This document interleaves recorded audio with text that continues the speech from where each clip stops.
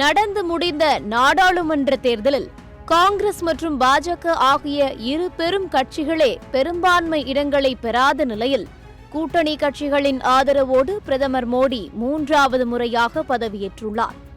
இதுவரை தனி பெரும்பான்மையுடன் ஆட்சி செய்து வந்த பாஜக அரசு கூட்டணி கட்சிகளுடன் எப்படி ஆட்சி செய்ய போகிறது என்ற எதிர்பார்ப்பு ஒரு பக்கம் அதிகரித்து வரும் நிலையில் 10 ஆண்டுகளுக்கு பிறகு லோக்சபாவில் காங்கிரஸ் கட்சிக்கு எதிர்க்கட்சி தலைவர் அங்கீகாரம் கிடைத்துள்ளது. எதிர்க்கட்சி அந்தஸ்து கிடைப்பது ஏன் முக்கியம்? எதிர்க்கட்சி தலைவருக்கான அதிகாரம் என்ன என்பதை விவரிக்கிறது இந்த செய்தி தொகுப்பு.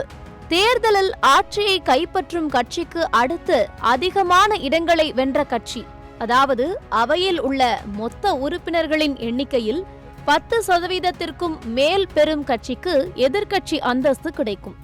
2014ஆம் ஆண்டு நடைபெற்ற மக்களவைத் தேர்தலில் காங்கிரஸ் கட்சிக்கு 44 இடங்களும், 2019ஆம் ஆண்டு மக்களவைத் தேர்தலில் 52 இடங்களும் மட்டுமே கிடைத்த நிலையில் இம்முறை 99 இடங்களை பிடித்துள்ளது காங்கிரஸ்.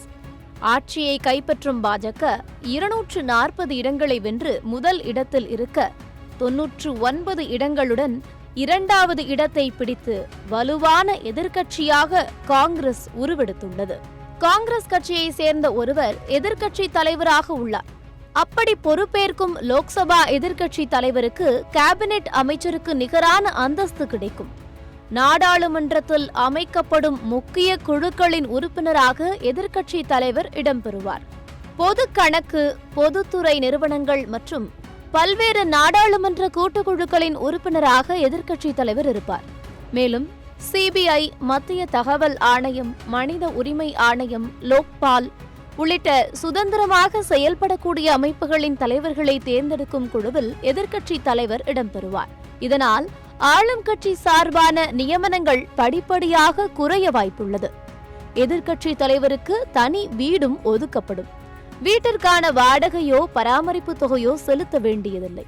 இது மட்டுமில்லாமல் பல்வேறு சலுகைகளும் எதிர்க்கட்சி தலைவருக்கு கிடைக்கும்.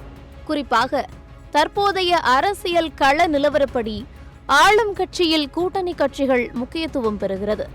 அதே சமயம் காங்கிரசுக்கு எதிர்க்கட்சி அங்கீகாரம் கிடைத்துள்ளது. இந்த காரணங்களால் கடந்த 10 ஆண்டுகளைப் போல பாஜகவால் தன்னிச்சையான முடிவுகளையும், எதிர்ப்பற்ற சட்ட திருத்தங்களையும், விமர்சனமற்ற அறிக்கைகளையும் இனி நினைத்து கூட பார்க்க முடியாது என்பதே நிதர்சனமான உண்மை.